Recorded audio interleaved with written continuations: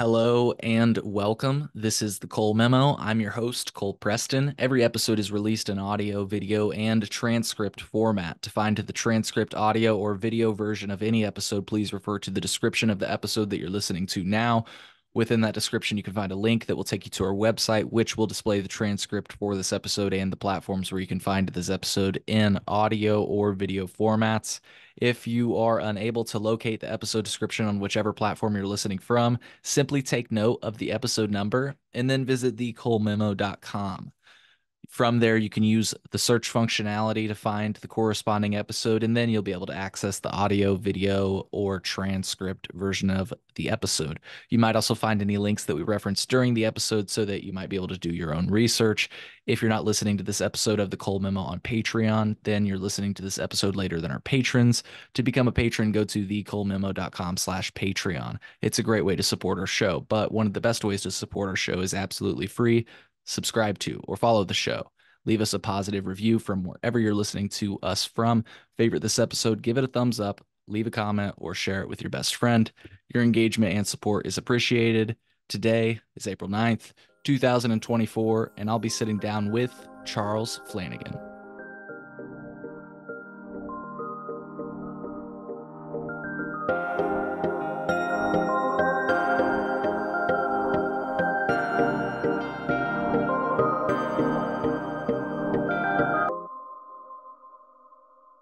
Once again, folks, sitting down with Charles Flanagan. I am going to have their link tree in the podcast description. So once again, if you just look below, you'll see all of the links so that you can get connected. There'll be social media links and everything else. Charles, welcome to the show. Hey, thanks a lot, Cole. Glad to be on the show, brother. Yeah. Yeah. And if you could tell me a little bit about yourself. Yeah, where you from, all that good stuff. Hey, so where I'm from, I was born in California, or Orange County, baby, born and Oh, yeah. raised. But then I moved to Pacific Northwest, Kirkland, Washington. Kirkland is the first place where Costco was originally, Kirkland Brand Select.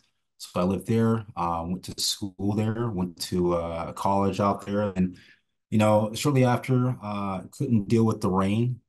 It's the number one place for rain and all that bad weather kind of stuff. So I moved to where I currently reside now, and I have been for the past couple of decades, and that's in Arizona. Yeah. No rain there. No rain, man. I went from one extreme to another. I had to. Hell yeah. Well, when did you move to Arizona again? Sorry. I moved to When? Arizona in 2000, 99, 2000. So right before, again, one of our another one of our big apocalypses that I lived through. At that time we had Y2K. So I was there at 99, moved here 99, right before 2000 hit. Yeah. Are you referencing the eclipse that was yesterday? Everybody thought that the world was going to end or something. 100%, 100%. Yeah. So you asked me how I'm doing. I'm glad we're both still here. Yeah. Obviously there wasn't a big apocalypse and we avoided it. Hell yeah, dude. Hell yeah, we did. Hell yeah, Hmm. we did. Well, that's super cool. So I want to get to some of the things you do, but how has it been in Arizona? Like, I'm guessing you liked it since you've been there for what, 24 years now? Yeah, yeah, for a minute, right? As colloquially will put, I like AZ. The place that I actually reside in is a little suburb of Phoenix called Gilbert, Okay. Scottsdale, and it was actually coincidentally was ranked the number two safest city in the U.S. And it has one of the highest median income. So I like my little bubble. I kind of joke. I call myself the mayor over here. Very suburb, very small, very family oriented place. But I'm always seen out about, running, doing my little thing, smoking, shirtless. So yeah, I love where I live. Hell yeah.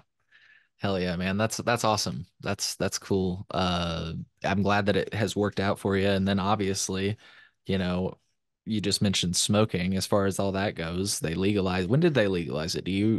I'm sure you know. Yeah, no, no, so we're about what are we 2 years, 3 years in? I want to say Okay. 2000, yeah, 2019.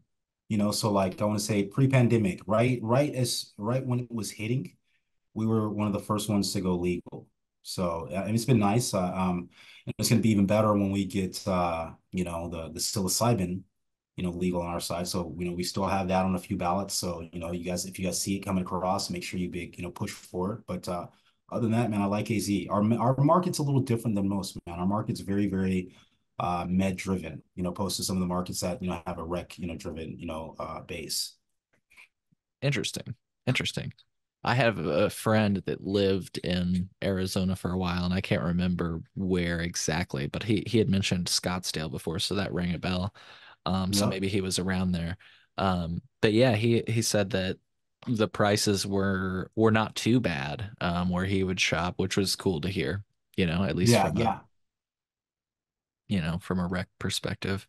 But yeah, so like I'm curious, have you always been, because like Tony is the person that, or sorry, Troy, no, Tony is Yes. the person that I'm getting my names mixed up.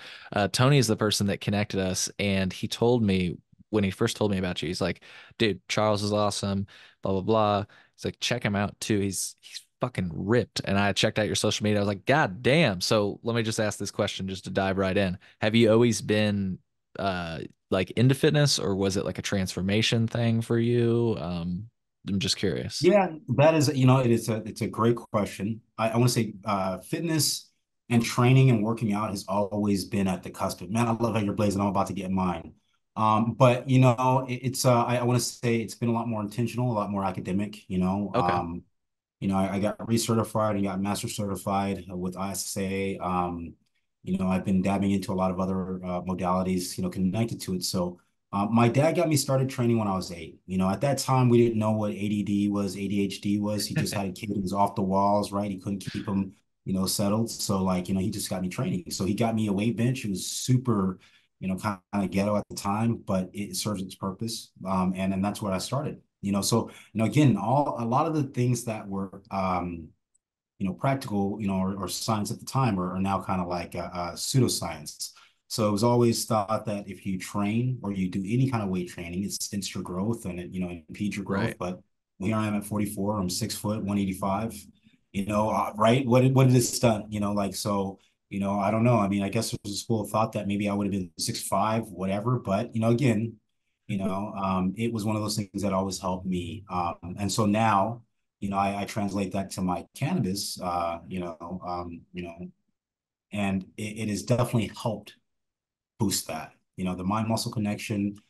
Some of the things about training that sometimes are tough. Like sometimes training can be hard. You don't always want to train. People always say to me, "How do you find motivation?"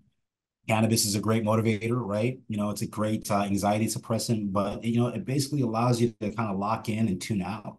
So cannabis has been my kind of cheat code, to unlocking the other half of my body's potential at 40s, right? Yeah.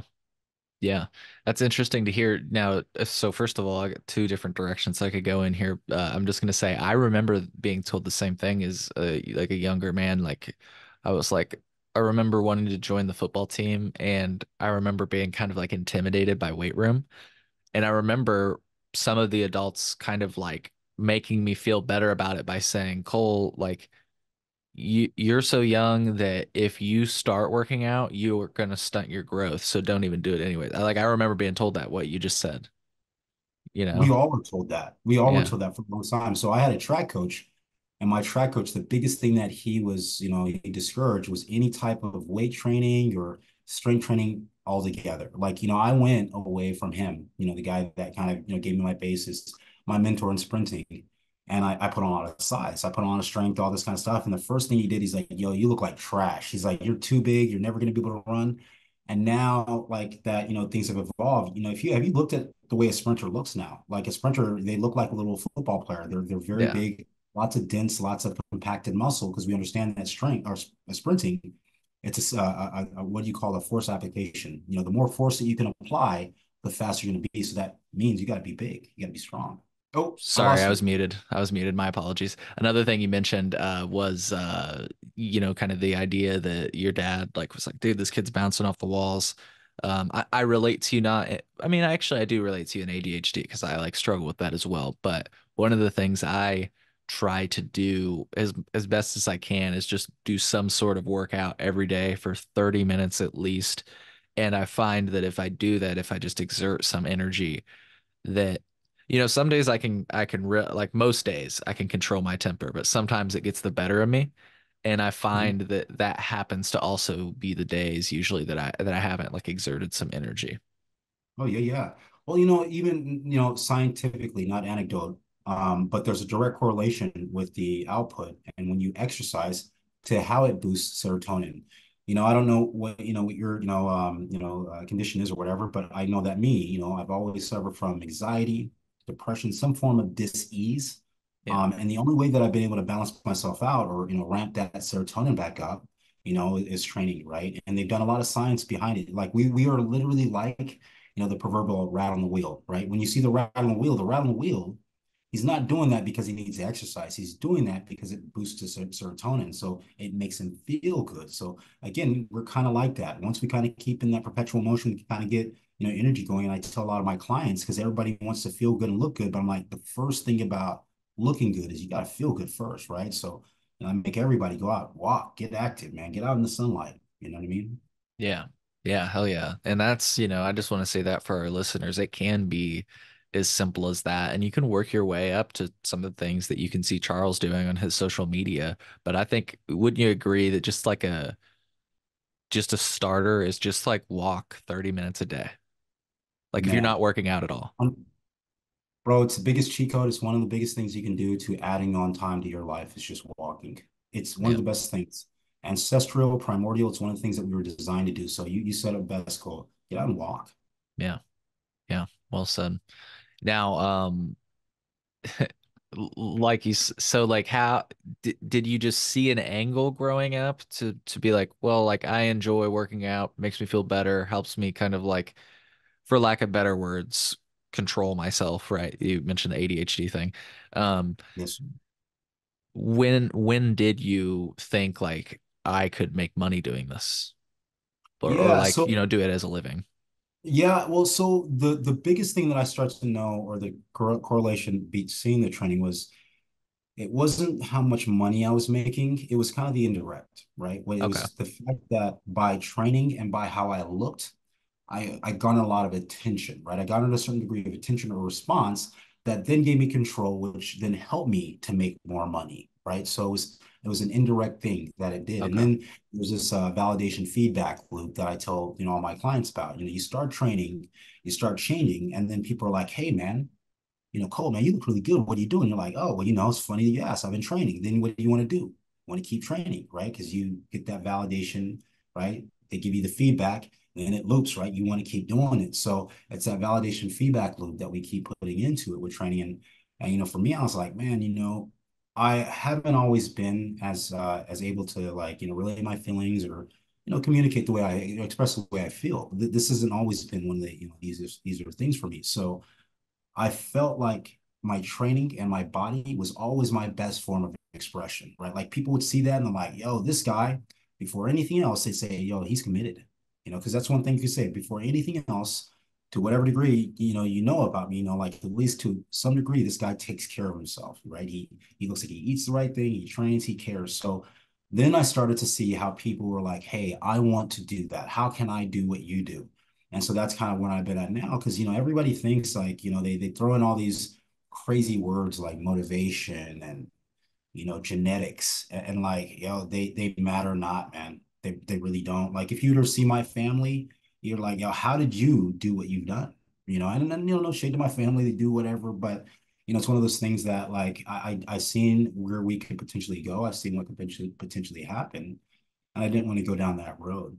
So a lot of the things that I do now are like I always love to travel. I always love to go around, but I never want to be inhibited, right? Like if I want to go to the beach in San Tropez or wherever it is, I want to be able to run on the beach. You know what I mean? I don't want to be on a walker or mobile. I want to be able to do everything. If I want to go out to, to India, I want to be able to walk up and down. I want to do what the people do.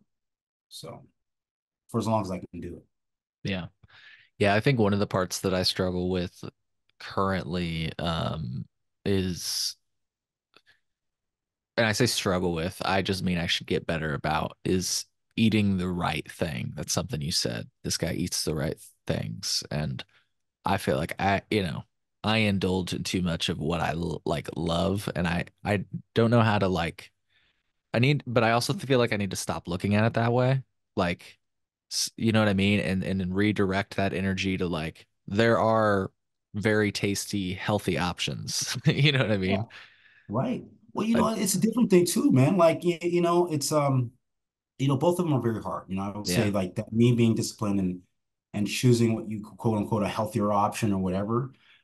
It's just this, it comes with a degree of difficulty, yeah, right? But conversely, I want to say that like what I look at it as, I look at it as my food is literally my fuel. Like when every meal that I eat, I'm like, yo, this is gonna do this for me, or it's gonna give me these cuts. Like I don't look at it as a point of satiation. I just look at it as this is just my fuel source. Like I'm a machine. Your car doesn't get excited about the gasoline that you put in it. It just goes on it, right? And that's the way I liken it. So like if you can get very, mechanized, very methodic about the way you look at food. And a lot of it is, our relationships with it. A lot of people, food has always been a comfort for them. Like a lot of people, when things don't get right, when things are out of their control, food has always been that consistent, that constant companion that you can go to, and he's going to give you that comfort, right? He's going to hug you. He's going to tell you, yo, it's okay. You know, um, yeah. and that part of it, bro, especially, for us who consume in cannabis, bro, it kind of is like there's nothing better than having a hard day smoking, right? And then, having the munchies. Like it kind of goes hand in hand. Like it feeds that. But in the same instance, there's other things that you can do that are going to be rewarding in the long term. Right. So, but yeah, man, like for the longest, and I want to say that I was always so good at. Sorry about that. Here, give me one second. Oh, it's all good. So, Man. like for me, where I grew up, everything was fried. My dad, Hmm. it wasn't like he had a very good understanding about food, and nobody kind of gave him this form of instruction. I had a lot of issues, bro. I had stomach issues for as long as I remember. Some kind of gastrointestinal, like for as long as I can remember, I've always consumed dairy. I want to say 85, if not 90% of African Americans, if not people, are lactose intolerant. As much as people like it, dairy is such a fun thing. It is incredibly harmful to human beings, right? So that's one of the things that I didn't know and I consumed in excess, bro. Like I love cheese. I love cheese. I love dairy. It would have been a glass of milk, could have been cheese on everything. Hell yeah. And I was having lots of inflammation, having a lot of issues because my body wasn't able to digest it. When you're doing that, essentially when people have a lactose tolerance, when they can consume it, their body has an enzyme that allows them to basically break it down. We're not supposed to be consuming, cattle, or, cow milk. We're supposed to be having, human milk. Yeah. So again, people who can, their body has an enzyme and they can take it in and receive the nutrients, right? If you don't, your body can't break it down. So that acid, all that, it's just spurting it out because your body's poisoning itself. It's trying to break down something that's very foreign to the system. So, I didn't know these things. These things weren't brought to my attention, like so, vegan, paleo diets, all these different forms of, ways to administer, your consumption weren't available. They just weren't at the time. So, my story about it, along with the cannabis has been, a journey of just understanding. I went to doctors, when I was having my anxiety, my depression, whatever it is. I got a bunch of pills. I got addicted to benzos and I got addicted to anti-anxiety pills. I was hooked on Xanax and I became an alcoholic. It was a long, very vicious cycle and spiral down. Cannabis was my gateway back. It was what gave me control. It was what gave me everything that I have now. So like now there's so much advocacy I have for, cannabis along with training, being the gateway to better, living and understanding. Yeah. Man, one of the things you said earlier really resonated with me about food and kind of looking at it almost just as a fuel source. Because what you made me realize, and I'm saying this because I hope maybe it's familiar with other people, like sometimes I gravitate to the old meals I had as like a kid, like pizza, something as simple as pizza. Like I can get a certain type of pizza and what it'll do is it brings back memories of like, oh yeah, this is the pizza I've always had. I love this pizza. The experience. And I don't know, like you just made me realize like I don't think I was ever conscious of the fact that I'm kind of like kind of living in the past. I don't mean, at least for me, I'm not trying to speak for others, but for me, sometimes I live too much in the past with regard to things like that, it kind of indulge so that it'll like comfort me. You know what I mean?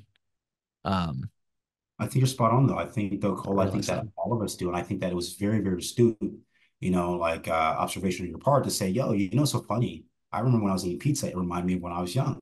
Yeah. Most people can do that. And that's what a lot of us do, right? Like, hey man, my lady, she's like, yeah, I remember when I was young, when we had a hard time, mom would do this. It's right where she went to. She didn't go to anything. Mom would do this, and this is what it made me feel, right? Yeah. It wasn't even about the taste of it. We very like the taste is like is like the literally it's a sidebar. It's Thank you. what we Yeah. felt, right? It's like how it made us feel and the feelings associated with it, right? So, almost the takeaway from that is like, what if you took that away and just got back that feeling? Like, and since, like when I was young, I used to eat pizza. I remember when I was young, it reminds me when I used to have that pizza. So Yeah. what's something else you used to do when you were young? So like, again, my buddy or one of my clients when he was young, he used to just go out walking all the time. Because he didn't have a car, didn't have anything, and so that was one of the things we did. Like we literally parked somewhere random. We just started walking. He goes, "Yo, this is so wild." It reminds me when I was young. We used to take the bus, and he just the smile he had on his face, just taking in all the stuff that, again, like a child would be very new. You know what I mean? It'd be like just like experiencing over again. And it's almost as experiential as that pizza that we had or whatever it was. Like when you said pizza, bro, you got me because one of the biggest things that I remember coming up was in Cali. My mom, me, my brother, sister, she would get Domino's pizza, right? And she would get us, cream soda. So do you know what I do? Do you know where on my happy spot? Do you know what I go to? And Domino's cream soda. it's never hit the spot like that first one. You know what I mean? Wow. But it just Yeah. always takes me back, bro. So when you said that, it almost reminded me of it too, because my lady's like, why do you even eat that? You didn't even really like it. I'm like, oh, maybe I don't. But I thought about it. It makes me feel good, So that's true. Yeah, dude. It's weird. It's like maybe it's not so weird because it's a common pairing, but my thing is, yeah, pizza and a Coca-Cola. That's just like, does it for me. Mother's milk to me, Yeah. man, it hits the spot. It But hits the spot. what you just said, I didn't realize it's not even really about necessarily how it tastes. Like I can acknowledge that some of the things that I eat, like some of my mom's old recipes that I'll prepare, it's not even that it tastes great or as I'm acknowledging has great nutritional value. Um, it's about that goddamn feeling it gives me, It's like, oh, I can think about like, oh, I remember the first time my mom made this for me and how happy, like you say, I could go through all my own personal anecdotes, but that's so powerful. Yeah, in a weird way, this is therapeutic. Oh man, and it is it's you know what, and you asked me what got me into this is exactly this. It's always being able to share and being like, yo, this is what I did, and again, conversely, when I was going online, it was like I was experiencing other people who were doing things and who were like, yo, you know what I did? I would just start walking. There's a buddy of mine that, he was going through addiction. I'm like, how did you do it? Because at one point, this is like a mentor of mine. Like this guy was on top of the world. He was the manager of a bank, like when he was 21, like, I mean, he Wow. was that guy. And then he went from that to sleeping in his car. You know what I mean? And I'm like, how and what? And he goes, you know what I became at that point in my life, I didn't like me. And that was the thing, right? And then I had to switch that. I had to get into a phase where I love me. And that meant, instead of sleeping in, just self-deprecating behavior, not taking care of myself, I would wake up at 5 in the morning, go on a run, shave, wash my face. There was things that he did to put into himself. So that was a lot of what I realized. A lot of the behavior and a lot of the things that I was doing, it had nothing to do with how I really felt about me. It had to do with abuse and other things that I wasn't dealing with, I wasn't addressing, So yeah, man, when I'm having this and I see you smile and you're able to share, parallels, I'm like, bro, that's food for my soul. That's my soul food, bro. That's my chicken soup for my soul, to be able to share those pearls with people, bro. Hell yeah, dude. Hell yeah. Um, so yeah, on that note, thank you for sitting down with me. I just wanted to say that before we moved on any further because as you can tell, I'm still processing this, and I'm probably even going to watch this conversation back, which is something that, I don't usually do with my own podcast. I don't know. You just said a lot of things that have like, I mean, as I told you before we connected, you know, um, I've not been the best like mentally. I'm much better, and that's why we are connected right now. But uh, yeah, these are some of the things that we're talking about right now that I still struggle with, and it's just really, like I say, helpful, and it gives me something to focus on going forward. And I'm hoping, not to make this all about myself, I'm hoping that anybody listening right now that might be going through a similar, you know, path, might also find some of these things helpful. Because one thing I heard recently that reminded me that I needed to speak to you was somebody said, you can't outrun your diet. And I was like, God damn it. I'm trying to outrun my diet, Mm, you know? yeah. No, man. And it is true. You know what you said to me, and going back to you, all these things are very tough. What I want to thank you for is your transparency. Like the last time we spoke, you're like, hey, kind of going through a rough point, and you were very transparent about it. What I appreciate that is I don't think as men and as humans we do that enough. Like it's really become kind of part and parcel where we just, like ignore it or we just deny it, we suppress it, and it's an unhealthy thing, right? So it's for the fact that you've had your podcast that you've allowed to have a space for people to talk. I'm like, man, I want to to kind of do the same. I want to also to be able to be able to share with you, some of the things. So I appreciate that with you. But yeah, to your point, bro, I haven't been the best mentally. Like one of the best things that I do for my health has been exactly what we're doing now because like, bro, I'm not always good. Like I've been really not good lately. But when I'm putting myself out there and I'm kind of telling it out to the world, I hear it, right? I also have people who care about me that are out there giving me accountability. Yeah.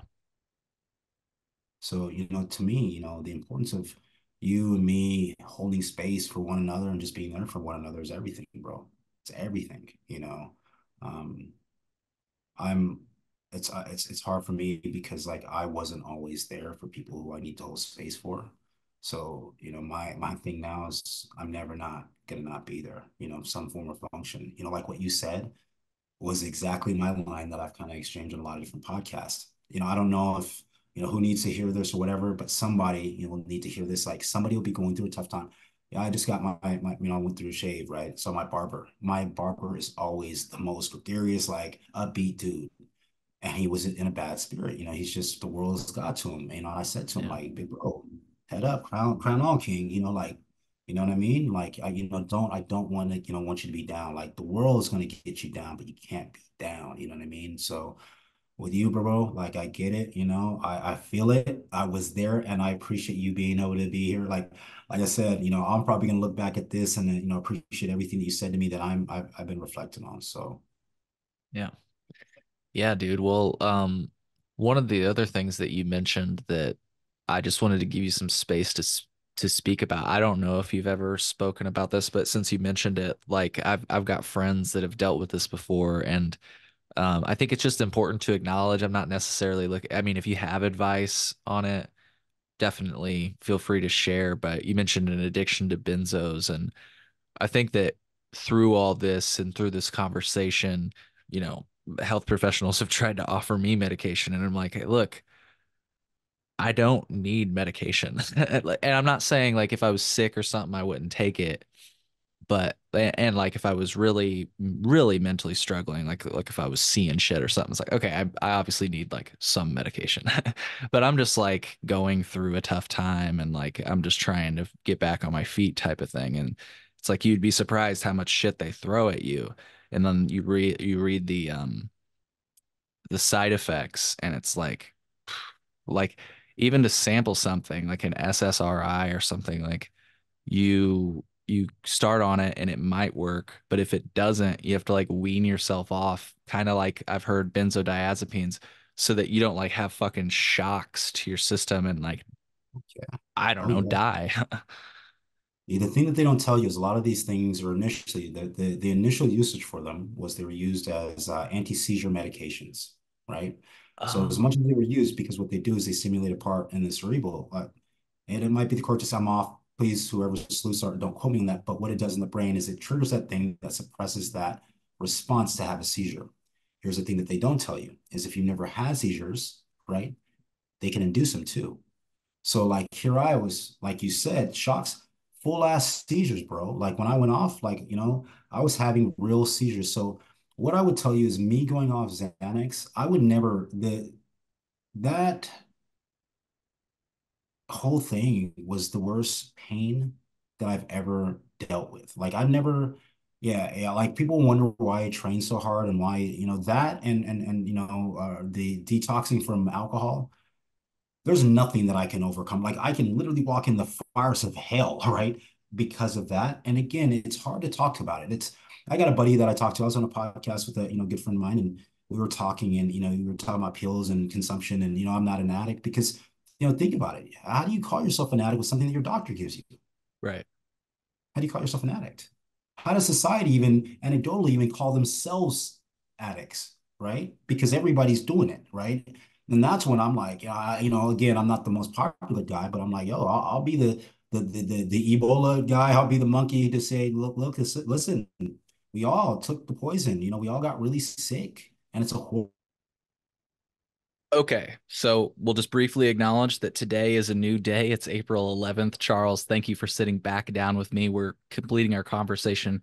Uh, we were just talking about you had said, how can you be addicted to something that a doctor gives you? And you were talking about, how we all started using, maybe we went towards medication and then we got sick, worse off than we were before. Um, And where I was going with that is it starts a lot of the self-delusion, when you get something that is given to you by your doctor. You're under the guise that there's no way possible that this can ever harm me, So, at whatever amount you consume, you still never ever look at it as though it's an addiction. That's why there's such a, dissonance, when, you're talking to the general populace about, the opioid crisis and the amount of addiction, that we have every day, that, the majority of people that consume these drugs are addicted, So yeah, it is just one of those things that, to talk about in the space or to even say, hey, I got addicted by something my doctor was giving me. It's just something that, it's not, relatable. It's something that, we tend to just ignore, or cast out. So why, and I said that on this last podcast, because one of the things that he had talked about, and one of the things that I was vocalizing to you, you said, you've had some struggles, and I, was very vocal in mine, is that any of this thing that we're going through, whether it be, the origin of my addiction or the one that I was on the podcast, his addiction or whatever it is, a lot of it streams from, whether it be trauma or things that happened to us that, we're having a hard time combating or handling, for whatever that is, and, the way that society's been now is that it's not societally acceptable to kind of talk about some of these issues, to talk about struggling, having issue, being in need, needing help, and the reality is that I've now been facing the more and more I do these is that everybody is in the same exact situation. I guess we can find solace, and there's nobody that I've talked to that's not having a struggle right now. There's nobody I talk to that internally in some way or form isn't really struggling with something. And I said to you before, one of the things that had happened to me, I've had ADHD, depression, anxiety. I've been riddled with some form of dis-ease since I can remember, as they're always feeding us things, right? And now the reality of it is that, we're all collectively kind of in this situation. We're all, realizing, this is what we're all kind of faced with right now after realization that, man, we went through a really toxic situation, consuming all these drugs, getting addicted, and now we're kind of in this awakening, this general sense of awakening, and we're all kind of talking about it. And I think that's the collective consciousness. We're all getting it into the air. So, there's nothing wrong with it. And one of my guys was telling me how, part of his sobriety road is was recovery. He's like, I was doing really well, man. And then I relapsed, and I'm like, you know what? That's okay too. Because that in itself is part of the human condition. We get so consumed with, thinking that failure is final, and it's just not, it's just not, So yeah, no, that's the biggest thing that I'd say that I have really, really loved within this journey of plant medicine and plant science. It's just really connecting with myself, connecting with the things that are important, and the dissolution of things that really don't matter. My ego, who I am, black, white, all the shit that we just get so stuck in our head. Like, I was a model for a long time, bro. So, what I can say that most people don't deal with is I was used to society, looking at me and from rip just saying, yeah, you're not it. Can you imagine, going to castings or every day somebody looking at you like, yeah, you're not it. You're not good looking. You're not that. You're not. And that was what it was. It was based wholly on my appearance goal. Right. So yeah. Sorry about that tangent, but that was a lot of things. The feeling that I couldn't put in the last little tidbit. Yeah, no need for apologies, man. And there's so many different ways I could go with that, but um, let me try to like approach it. You just sparked a lot of thoughts for me. One of the things that I just wanted to like say again that you said earlier that I do think is important, and it's the reason I was so excited to continue this conversation with you, is I think it is good for us both to talk about our struggles because I don't want to be too cliche here, but social media, you always see the highlight reel. And I've talked to people about my mental struggles, and some people are surprised. They're like, Cole, but I'm not even going to say what they've said about me, but I'll just say like what I thought about you. When I looked up at your social media, I was like, man, this guy's in good fucking health. I bet you he's just fucking like, like because I'm seeing, what you want to share in the world. And again, I'm not trying to be too cliche about it, but I do think it's good for us to talk about the fact that we do have struggles and for you to acknowledge that basically everybody you talk and everybody I talk to, like you say, there is some solace in knowing that you're not alone. And maybe, your situation is somewhat unique. You aren't alone in facing, trials and tribulations. And I just wanted to dwell on that for a moment, so. Man, and I love the way you worded it. You worded it perfectly. I may not be, I'm not alone, and my situation may be unique, but I am not, and it really is. And I think that right now, especially right now, with all the craziness going on, I can't say it for any other time in in history, but I can say like right now, we're all universally tethered on, just a lot of the craziness that's going on in the world. You know what I mean?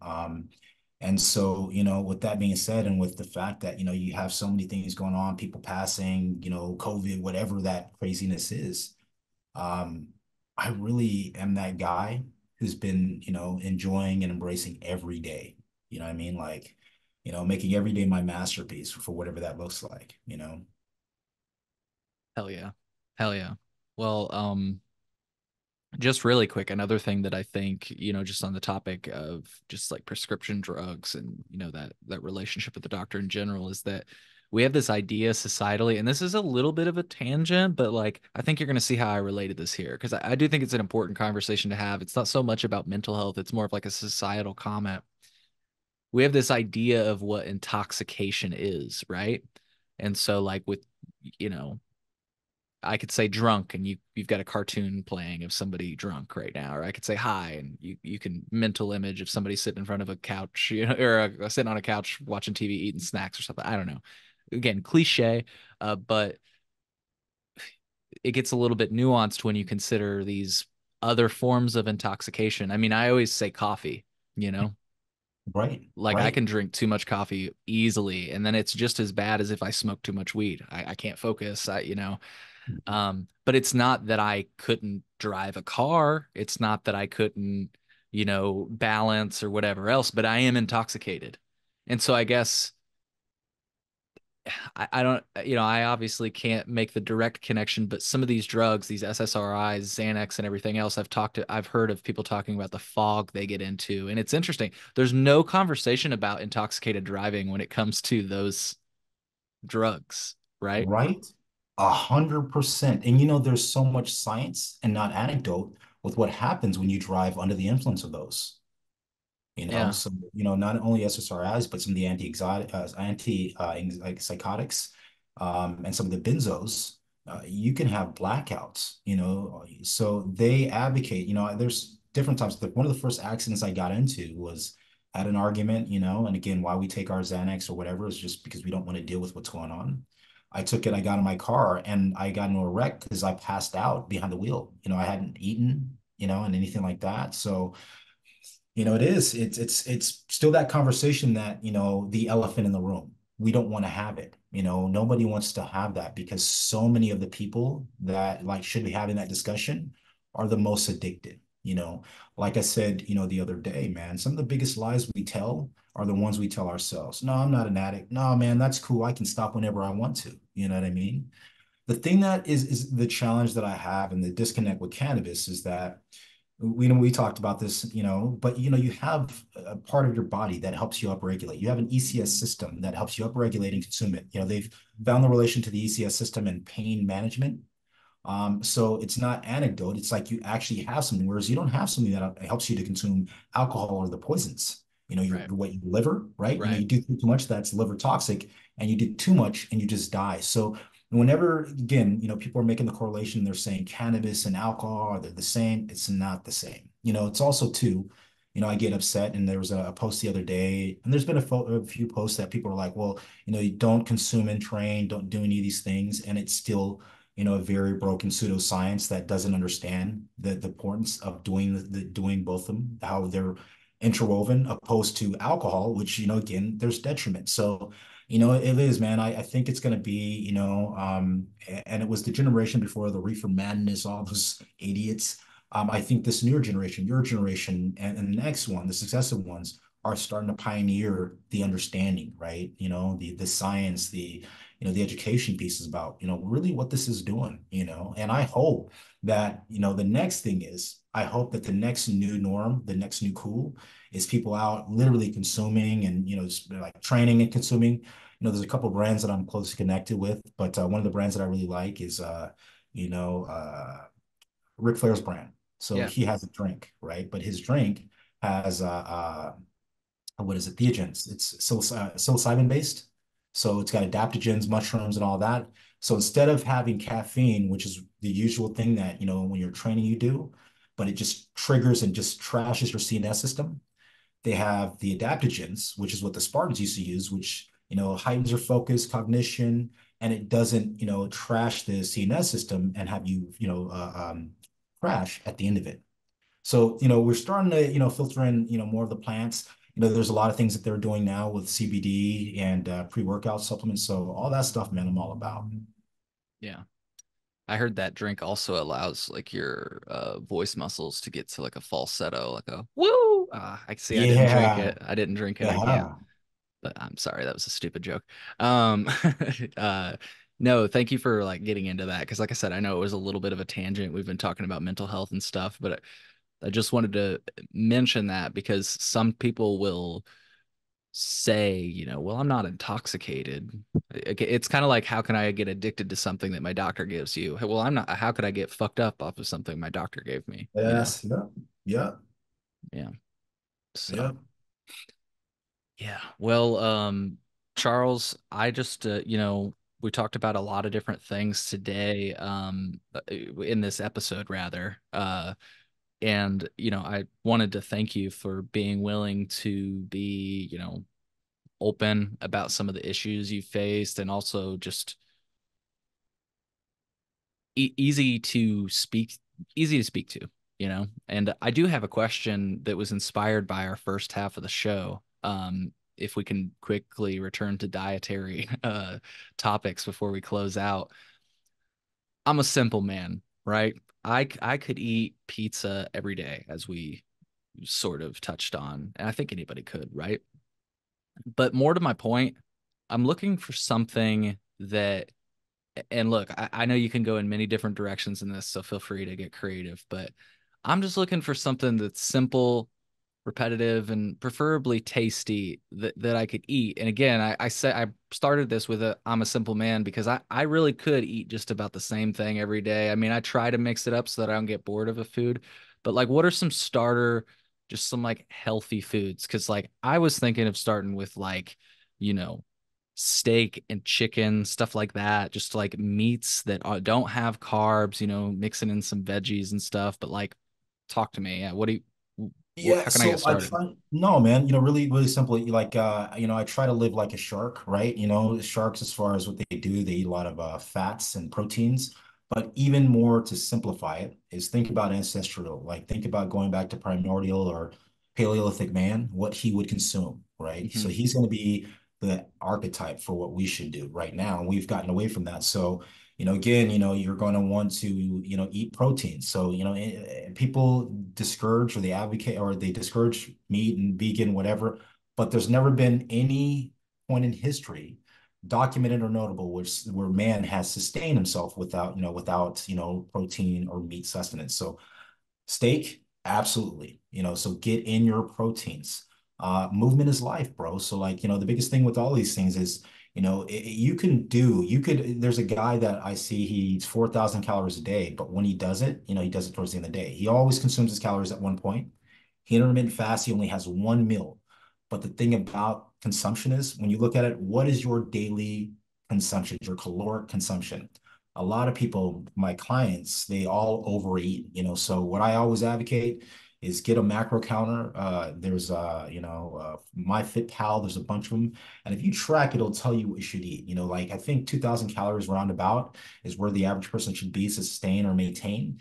Anything lower than that, that helps you or that puts you at a deficit. Once we start going into really nuancing some of the things, it tweaks Sure. the body, but just that general protocol, bro, you'll be okay. Stay with your chickens, your high meats, your proteins, minimize your dairy and your sugars. The other thing that I tell, anybody, and this is always like if you can't spell it, I use real food ingredients.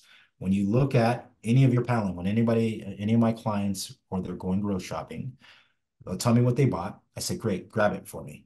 Read the back of it.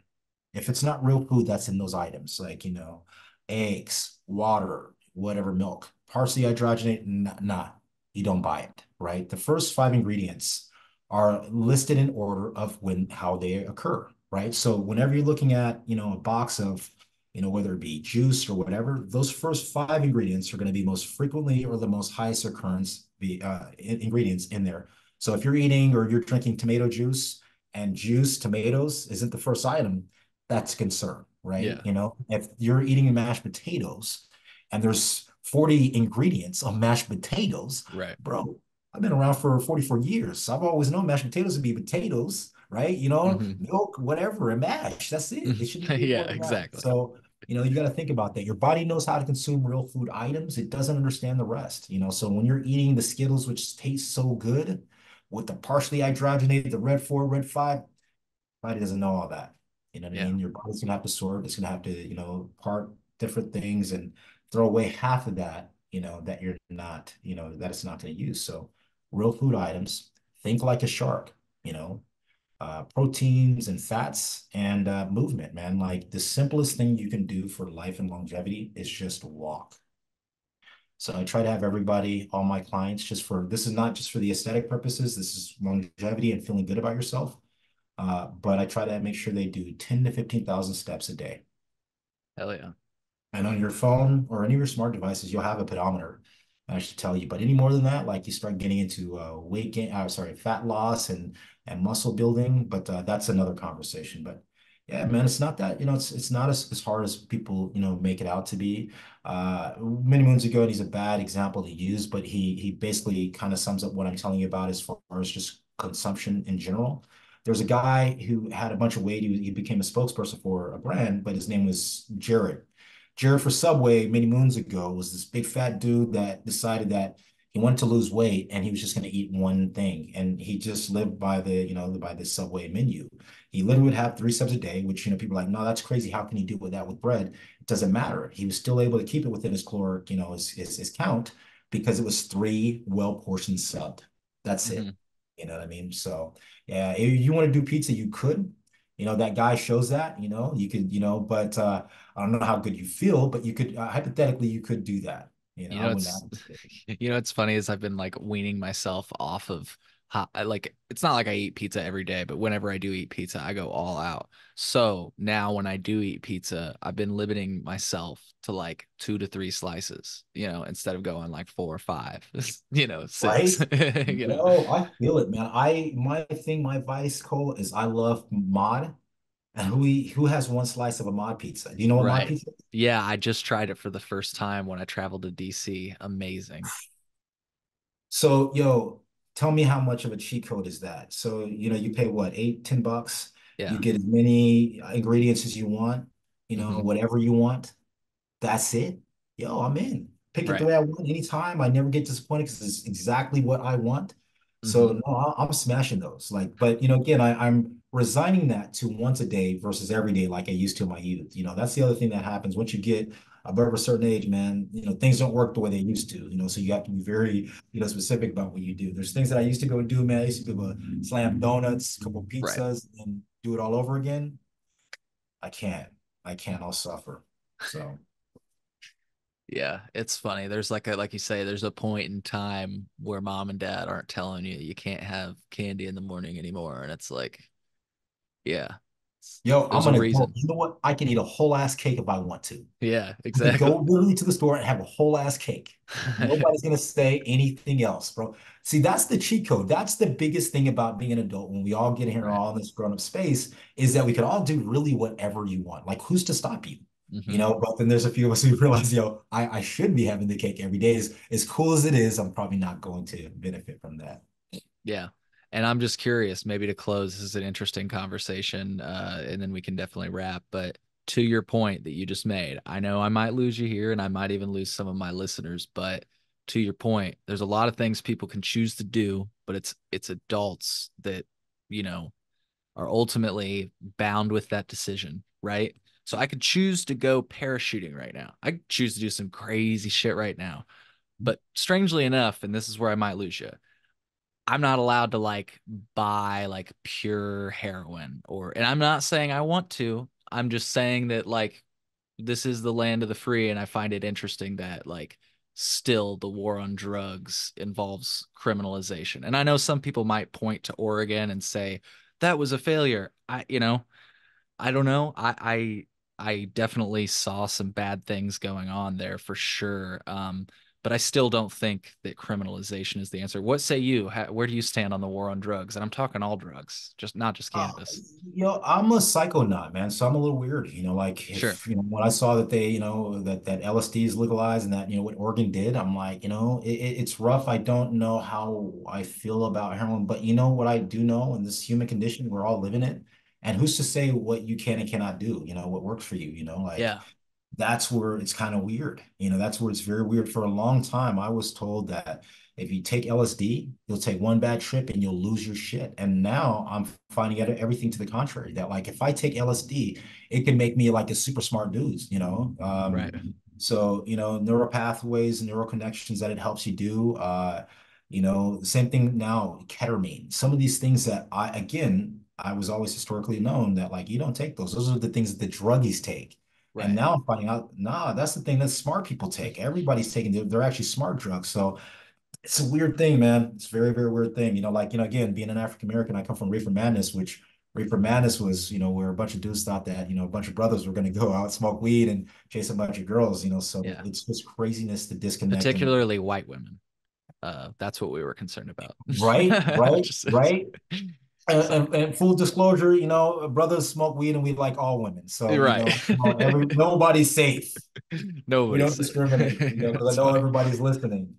But just to take it a step back for the folks that might still, I hope that we didn't lose anybody there. But one thing I did here, and I don't think I would ever do heroin unless like I broke my fucking leg and I needed like some heroin to like, oh, give me some heroin so I could stop panicking, something like that. But like one thing somebody told me about was I think it's called the ironclad law of prohibition. I'm going to Google it really quick just to make sure I'm talking about it right. But it's this Yeah, idea that all of these products they're just products of prohibition. So in other words, the iron law of prohibition.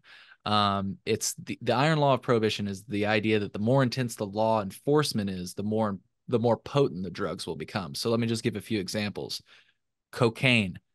in Colombia, Peru, wherever they chew on coca leaves, they just chew on coca leaves and make coca tea, and the leaves are really bulky and it's not that big of a deal.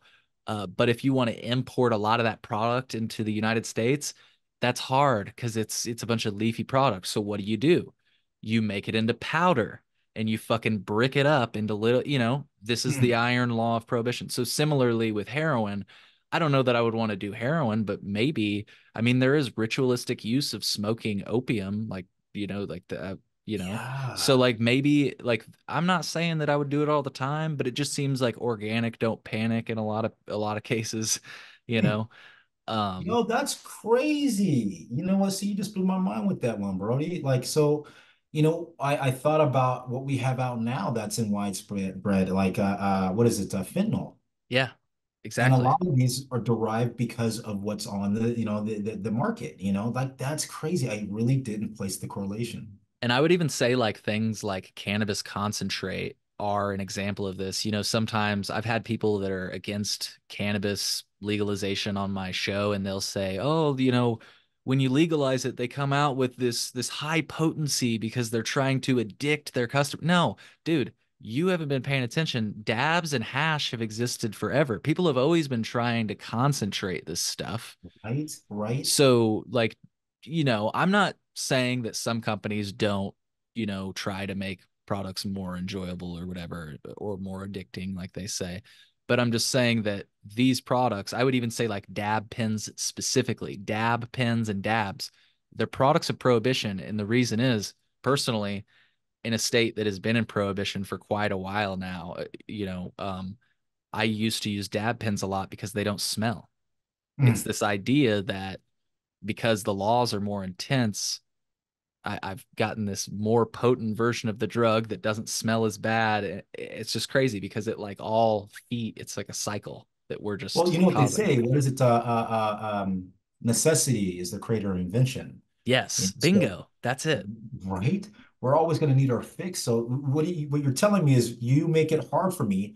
I'm going to get resourceful. I'm going to get cleaner. I'm going to get stronger. It is, man. It really, it's that law of invention. And man, now you got me off on another one about just now why we're doing this and some of the things like that's awesome. That's so crazy. I really did not even look that deep into that to see Yeah. the correlation, but it is. And it's Yeah. directly causal. Yeah. That's Yeah. great, bro. Well, Charles, I doubt this is the last time we'll chat on the podcast, but before you go, did you want to say anything that you thought about last time or that just that we hadn't touched on that specifically you wanted to talk about before we go? Nah, man, I just want to tell you, bro, I love everything that you're doing. I want you to continue to do this, continue to be organic and transparent like you have. Your humility speaks, bro. It's one of the reasons why I couldn't wait to do this. Tony, who's a mutual friend of ours both, spoke incredibly highly of you. So you know how it is, man, like laws of attraction. So no, I want to stay tethered, bro. And please, this will not be the first. Whatever you need and ditto, I'm gonna hit you up. Hell yeah. Hell yeah. Yeah. I was about to say, if I don't hear from you, you'll definitely hear from me. This won't be the last time we speak. So, folks, I just want to say I hope you found as much value in this conversation as I did. And if you're out there and having, a tough time, I hope that some of the things we talked about were helpful. And definitely check out the podcast description. Once again, all of Charles's socials will be in there. So if you're looking to get a connection, there you go. And I just want to say thank you if you've listened this far. We'll see you on the next episode of the Cole Memo. You all take care.